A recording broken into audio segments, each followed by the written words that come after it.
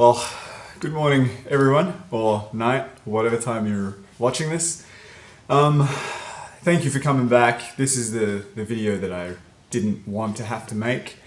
I pulled out of the Indie Pack a couple of days ago. Spent a couple of days getting home because it was a bloody long way. And just making this video to sort of, talk through and explain all kinds of stuff that happened with that. No, I did write an article a few hours after, just on my phone, just to get the immediate feeling of having to apply the race. I've linked to that in the description below. So if you want to read a bit more about my experience and the decision I made, then head down there.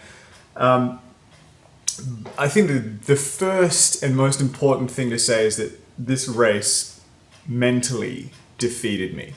I had all kinds of physical problems, which I'll go into later, but everybody has that. The stuff that you have to deal with in these races is horrible in terms of, aches, pains, swelling, all kinds of stuff, and everybody goes through it. But for me, it was a series of factors that basically, mentally, I checked out. The race was just so incredibly hard, and I don't want this to be.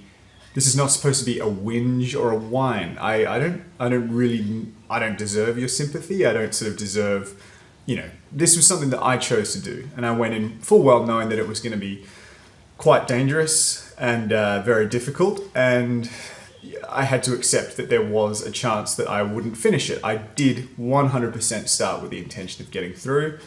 I fully believed that. And having not made it, it's very difficult, I guess, to sort of come to terms with that, because it is something that I did believe in and I was wrong. I couldn't do it. So that's going to be something that I have to sort of come to terms with over the next few weeks. But enough about that. I just want to talk a little bit about the race so you guys can understand, because the race is still going on. And I want you guys to understand just how hard it was for everybody who's still going.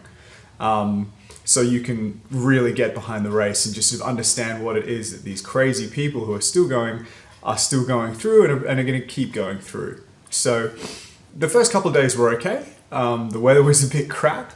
But then as we sort of hit the Nullarbor, we started to have just these constant easterly winds, and we were riding just dead east into it. So you spend every minute of every day just fighting into these headwinds. And I spent a lot of time, I think the last 3 days of the race, I was averaging about 20 Ks an hour, which was pretty demoralizing. Just constant, all the time, even at night. Like, you expect the sun to go down and for it to get better, but it didn't. It just kept blowing. So you just have this like crazy demoralizing wind. And then you have the insane distances between the towns, and, there were multiple gaps that were 180 to 200 Ks. And that is, so you pull into a town and you sort of go, how far is this the next one? And it may even just be a roadhouse, just like a service station or a gas station or whatever, depending on where in the world you're from. And you have to have enough food and water to get you through probably about the next 10 hours of riding. So that was just incredible, just such a challenge. I mean, I knew that those were the distances going in, but you kind of, when you're dealing with it every day, it's very, very hard, and you just sort of like, you buy all this food, all this junk food and lollies, and you just load up and you go, there is no way this isn't going to be enough food. And then you get sort of, 20, 30 Ks from where you are, and you're going, holy crap, like, I am running out of food. I can't believe how long this is taking and how much food I've had to eat. So that was that was a real challenge, and something that was is quite unique to that particular part of Australia. Is just these enormous distances.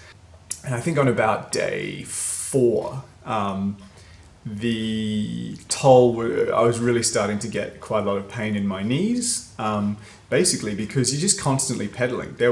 It's so flat. There were days where I was doing 300 Ks and gaining maybe 250 to 300 meters of elevation. So it's just this relentlessly flat part of the world where you are constantly pedaling. There is always pressure on your legs. There's always pressure on everything. Like you can't. There are no easy kilometers. If you stop pedaling, you're in a headwind. So you just grind to a halt. And that was just so hard. On one day heading into Eucla, there was this tiny hill.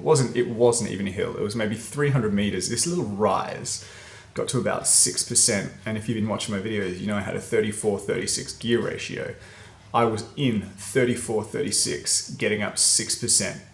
And I was out of the saddle, and I almost came to a grinding halt. I was doing 7 kilometers an hour. That is just how tired and how exhausted you get during these races. And that's the stuff that really wears at you. And then, after that, my knees were just completely shot. I called my girlfriend and, I don't want to be here, I don't want to do this, there's so much pain, I was so far from home, and I had a big whinge. And then the next day, I had just the absolute worst day, just 180 kilometers into this crazy headwind. So I was watching my power meter and I was putting out sort of 100 and at time, I got angry and I'm like, I fucking hate this. I have to keep going. So I put out like 150 watts and the wind was so strong that I was sort of sitting at like 18 kilometers an hour at 150 watts and you just destroyed mentally. So I think that's the experience. Again, this is not supposed to be a whinge. This is so you can look at those dots on the map and just appreciate what they have been through. Just this incredibly hard part of the world. It was enough to crack me, basically. I pulled into Nullarbor Roadhouse. Here's a picture of my knees. It's disgusting. They were awful. I spent the night stretching with the knees elevated. I took anti-inflammatories. I was rubbing Tiger Balm into them. And I woke up the next day, went for a little spin around the car park, just in my casual clothes, and the knees were just completely shot. And the next sort of couple of days, there was a big heat wave coming in, and I just broke. It just broke me mentally, and that was something that I was worried about before the race.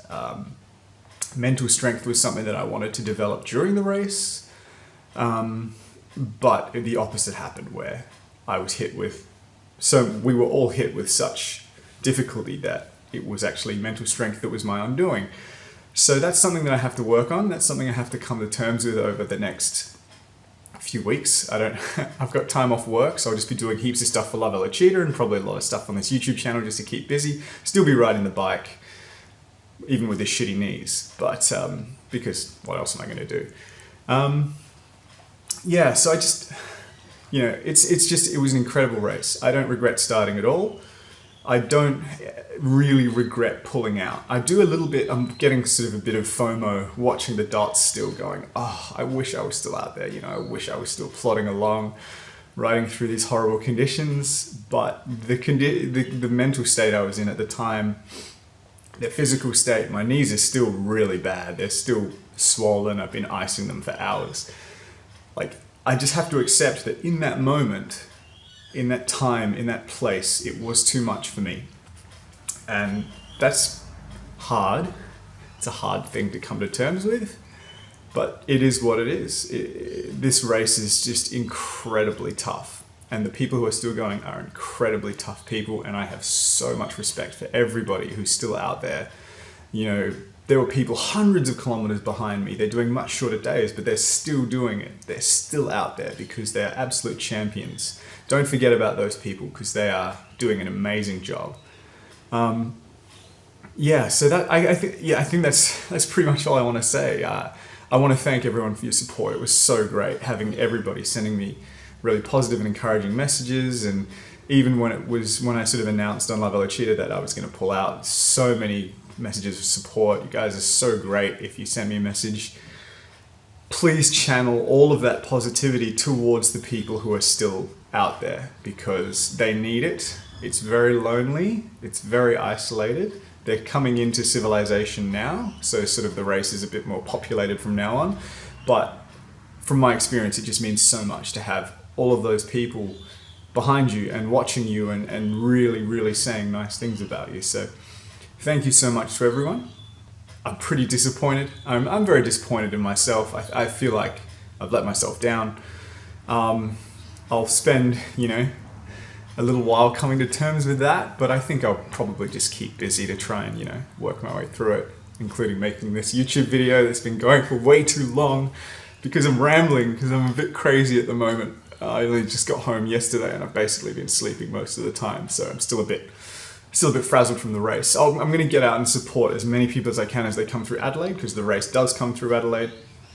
I'll go out, I'll try and do some Facebook Live with a lot of them, because the stories that they have to tell are amazing. And I've got a few stories that I'll make videos and I'll tell you about it over the next few days, just to tell you some of the crazy stuff that happens. So thank you so much, everyone. Thank you for supporting me. Thank you for supporting this channel. It's been amazing. I really appreciate it. I really appreciate it so much. And yeah, support everyone else. If you live in Australia and you can, get out and say hi. Like, it means so much to have people come out and say, hey, great job, you're doing an amazing thing. Just give you the thumbs up, give you a wave. People, that sort of support means so much.